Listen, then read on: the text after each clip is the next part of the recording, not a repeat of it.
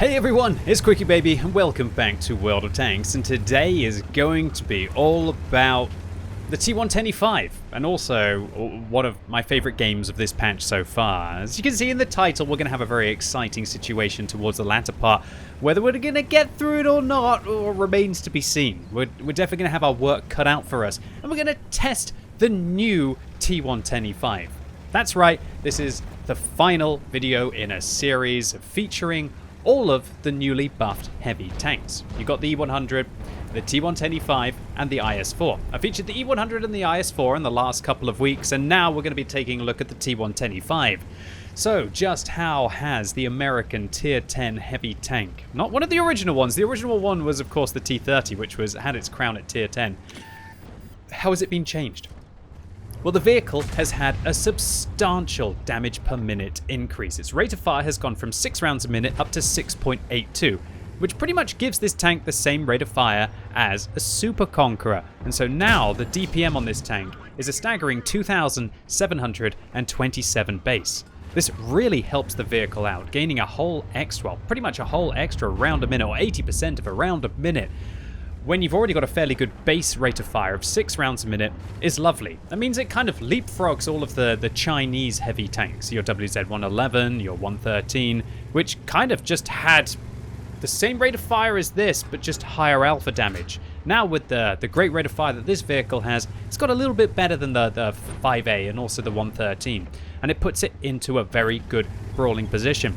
I think this vehicle will be one of the best in a nice matchup like this, where you're having to deal with some Tier 8 and Tier 9 tanks, because you've got the DPM to be able to cut through them, unlike some of your stereotypical heavy tanks have, unless you're probably putting on that smaller gun on the E100 like I showed you a couple of weeks ago. But you don't really have the armor still to be able to handle the top tier tanks. Everybody is going to be able to go through the top of your vehicle. Everybody is going to be able to go through your lower plate. And if you over-angle, well, you're going to find out that this tank has pretty abysmal side armor. So in addition to the rate of fire benefit that this vehicle has received in the 110 update, it also now has better dispersion values when moving and also when turning the turret. It now actually has very good values, to the point where you could, I guess, consider dropping the vertical stabilizers on this tank if you want to use one of the other pieces of equipment. But I personally, in this video, am still using vert stabs. So while you can avoid them in ranked now, the Object 279E, that reward vehicle, the second series of reward missions in the game, and definitely up there with the Chieftain as the most powerful Tier 10 heavy tank, even with all of the recent buffs to other heavy vehicles. You can avoid playing against them in ranked now that you can't play reward vehicles, but you do have to fight them inside the regular game mode.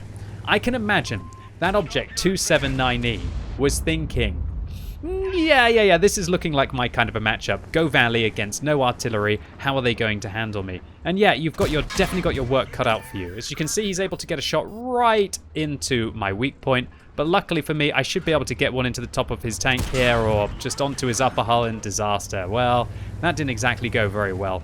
So you actually saw that the T110E5 has fairly limited gun depression. It's 8 degrees. It's not terrible, but when you've got 10 degrees on a Super Conqueror, that allows you to work steeper ridgelines, a bit like this one, or be able to aim down at the lower plate or just down onto the upper hull of your opponents much easier. The T110E5 does still struggle on a ridge with that big old weak point. Well, I should say it's pretty much to the left of the vehicle there, and that means that it's very unfortunate that I have to fight around this side of the rock, because of course now the enemies are going to be able to hit me in the weak point as I'm fighting around this corner. If we imagine they're shooting at me right now, look at that big old weak point right on top of the T110E5, and it hasn't been buffed. It's still pretty shocking. But if you manage to get the Object 279E to choke a shot and he reverses, yeah, you can fire heat down on his upper hull. Absolutely zero chance to be able to penetrate that tank if we're firing standard rounds there, but 2 gold rounds do the trick, and combined with the T110E5 behind me, sorry, T110E4 behind me, I'm the T110E5, we just absolutely mince that 279E, and wow, the action really starting to get a little bit thicker here as we put a high explosive round through the side of the T-49. I was loading HE to just fire down on the 279E. I wasn't really thinking about loading it to fire onto the T-49 there. But that's a pretty good result. I'll take 549 damage high explosive roll. It's very decent indeed. So I was starting to feel a little bit confident now. After the bad trade, well, we started off well, then we made a bad trade. Now we've made a couple of excellent trades here, and it's starting to look like we might have a chance. Even though we're still down 3 tanks in this game, I'm hoping that me and this T110E4, and a big shout out to you, Vadikel, for the teamwork that we have here. We're really managing to hold back these overpowered vehicles in tanks that nobody would consider to be overpowered. Although, with the changes to the T110E5, it's definitely better than ever. That rate of fire increase definitely allowed us to get multiple rounds out against the 279E, and that's what it's all about. Combine that with the gun handling enhancements. Unfortunately, unable to penetrate that high explosive round, only splashing for 246 on the T49 turret. And he manages to put a high explosive round over the ridgeline into us, and we fail our shot. Good play here by the T49. This bush up here, it feels almost... I don't think it's completely fake, because if I do get up here in my light tanks, it does seem to work. But for the most part, don't expect a big lumbering heavy tank like this to remain hidden inside this bush. So you can see as soon as we manage to peer up over the ridge, we get spotted by the 279E as well. Although, no, I don't think that was a proxy spot. I'm pretty sure he was about 70 or 80 meters away from us. So this T49 is doing exactly the right thing, not poking out against probably one of the most dynamic heavy tanks now. Just to highlight the dispersion values on this tank now. Moving, 0.14. And when turning the turret, 0.06. It's truly phenomenal. And it looks like I was probably looking at my other screen, maybe reading Twitch chat at the same time, because as my commentary on this video, as we let the T49 out across the gap. Can't believe that. I'm kind of kicking myself at this stage for letting the light tank to be able to push through. And the Object 279E puts a heat round right up into my tank, and that one, I believe, actually just crested right along the lower plate from below. Would you believe it? But that is what heat rounds do. They're very good for going thick and fairly flat armor. And unfortunately now, it's starting to look a little bit more ugly. The 279E, with that shot into me, well, while he's still a one-shot, we're losing the other flank. I was really hoping that I was going to be able to hold those hit points. I was hoping that the Progetto 65, and you can see I communicated with them. I asked them to fall back and see if they could hold the rear of the map.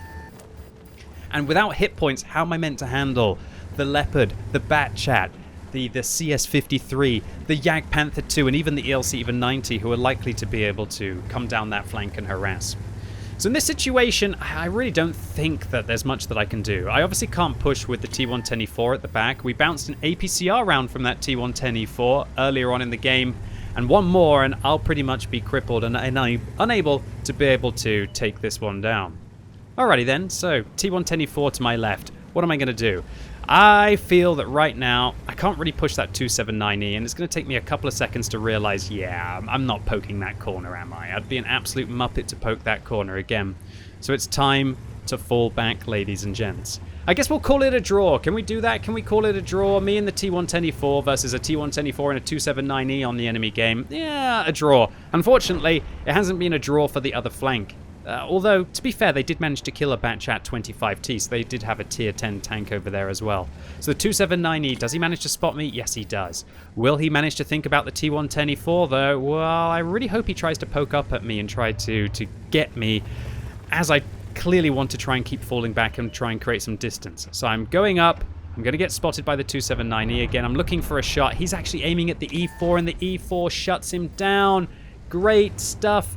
Vadikiel. That's absolutely awesome that you managed to shut down that 279E, and that's going to give me a little bit of a respite that I need to be able to advance across towards the east and hopefully help this Progetto 65. Luckily for me, the Progetto 65 is still very healthy indeed. Sometimes I question why tier 10 medium tanks wouldn't be on any kills yet full hit points when they're playing against tier 8s on the other flank, but here we go, shut down on the ELC. Well, it looks like all of the buffs to the tank's dispersion values doesn't help if you just get really unlucky, boys and girls. But talking about getting lucky, I feel like I've got lucky because Progetto manages to shut down the bat chat, and I miss the leopard again. And do you know what? I think I'm actually tilting right now. I think I'm actually tilting. Do you know why? Because I just feel, right, they've killed my T124. They're going to be pushing in from behind. I managed to get 2 really unlucky shots there. Luckily, 3rd time's the charm, apparently. Those should have both been kills against the ELC and the leopard, and I kind of tilt. You see me lurch forward, just going like, oh, I'm fed up with it. How am I going to handle a full health T124 from behind? But then I calm down, I get my senses, and I come up with a plan. All right, so in this situation, I'll put 1 round into the T49. If I can fall back this way, I can lure the T124 around the corner, and then guess what? Mr. Progetto's going to get him in the side. The T124 puts 1 into my T10, who I'm hiding behind, and that allows the Progetto to put 4 uncontested rounds into the T124. Unfortunately for me, drama happens as I'm aiming at the Stridsvagn 1030, the T10 fails to turn around and deal with the tier 9 Swedish tank destroyer, just basically tunnel visioning and focusing on what's directly ahead.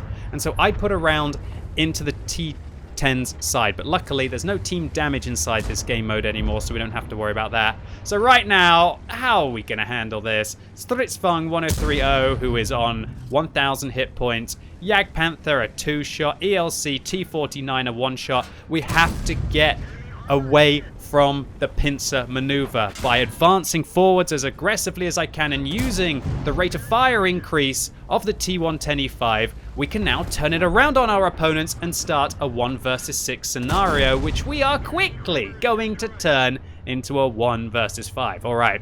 T110E5, T49, CS53, who's on very high hit points, and the T49 managed to actually make a very big mistake by driving right out in the open.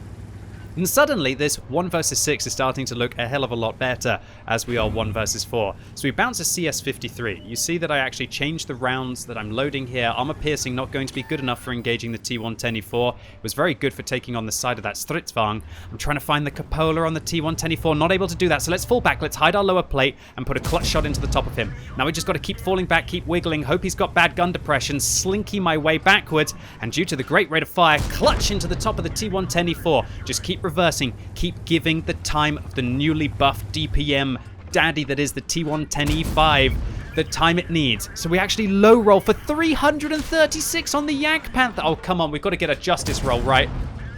Absolute disaster. Only 353 damage dealt there. 2 horrible low rolls against the Jagdpanther means that we actually take a round from the CS53. But luckily, we're able to shut him down. Let's get a high roll here to finish off the CS53. Yes! That's it. Oh my word, you see I stopped for a second. Probably got an absolute huge adrenaline dump here. My tracks go back on. I take a minute to try and figure out what I should do in the situation, have a quick look to the right, and I figure out that there's no way that I'm going to be able to get to the cap circle in the next 30 seconds to be able to get in it with the 100 seconds that you need to be able to cap. So instead, I've just got to hope that the ELC even 90 has not fled. There he is, right above me, sitting there. Yes! I was so terrified that the ELC even 90 was instead going to be trying to run away, hide behind one of these rocks, hide behind one of those rocks, or even just make it into safety. And I thought I'd have to get a clutch shot here, or even a clutch shot down this alleyway. But it wasn't to be. The ELC was right in front of us. And by shutting him down, we managed to pick up a glorious 1 versus 6. In one of the first games that I've played in the recently buffed T110E5. This vehicle, I'm not going to claim that it's now the best heavy tank, but the buffs that Wargaming have made to the E100, with its turret armor, with its new high DPM, lower caliber gun, to the IS-4, with its rate of fire buff and especially its gun handling and the traverse speed on the tank, and the T110E5, with its gun handling, and more importantly, that rate of fire buff to this vehicle. It's never been a better time to go and play some of the older and definitely up until this patch power crept heavy tanks in the game. So it's been a while, Kolobanov's medal, since I was able to secure the one that everybody wants at tier 10 for standing alone against at least 5 opponents, in this case 6. Although, of course, this was a favorable matchup. We only had to deal with one tier 10 tank and multiple tier 8s and 1 tier 9. But you know what? I'm still proud of being able to get through this one alive. We also get ourselves a steel war medal here for blocking 3000 damage. The T125 very proficient for blocking pretty much everything within reason, especially with the penetration of around the 220 to the 250 mark. As soon as they start to fire gold, your armor will fall, but quite often people take it for granted that they're either going to hit the weak point on top or they're going to hit the lower plate, and then they'll be quite surprised to find out that its armor, while it's not reliable, it's definitely sometimes a bit of a troll. Combine this with 7 kills and 6,500 damage, and we really did come into our own at the end of this round. And oh, it's oh so satisfying to see Object 279Es only managing to put in about 3 shots in that game. Always wonderful when your tech tree tanks are taking on overpowered Soviet reward vehicles. And now, with the 2 changes that I mentioned to the T125, there's never been a better time to dust it off inside your garage. Do I think that it's now the best heavy tank? Yeah, no, I think that would be pushing it. However, is it able to fight back better than ever before? Yeah, it is. Apart from that one time where its cupola was almost impenetrable and an absolute joke of a weak point to try to be able to go through, right? Anyway, ladies and gents, boys and girls, that's it for today. Hope you enjoyed this one. If you did, give the video a thumbs up, but if you hated it, give it a thumbs down. Let me know in the comments what you think about the newly buffed T110E5. And if you're watching this video as it's released on Sunday, it's time for the World of Tanks Tech Tree Showcase right now on twitch.tv/QuickyBaby. This week, I'm going to be featuring the Grilla, as most of you have voted for it. So come along as I play one of the most accurate and hard-hitting mobile tanks in the game. Pretty much you sacrifice all of your protection to be able to be quite a flexible mobile gun. I really do enjoy this line, especially some of the mid and higher tier German tank destroyers along the way, especially the Borsig and the Waffenträger auf Panzer IV. So come along as I try to showcase the entirety of the line. Maybe I can try out some of the new equipment on these tanks as well. Or maybe not. Well, I'll share my opinion about whether I think that any of the new ones are worth it. And so, I'm really looking forward to seeing as many of you as possible right now on twitch.tv/QuickyBaby. And as always, thank you so much for watching. You've been epic, and hopefully I'll see you soon.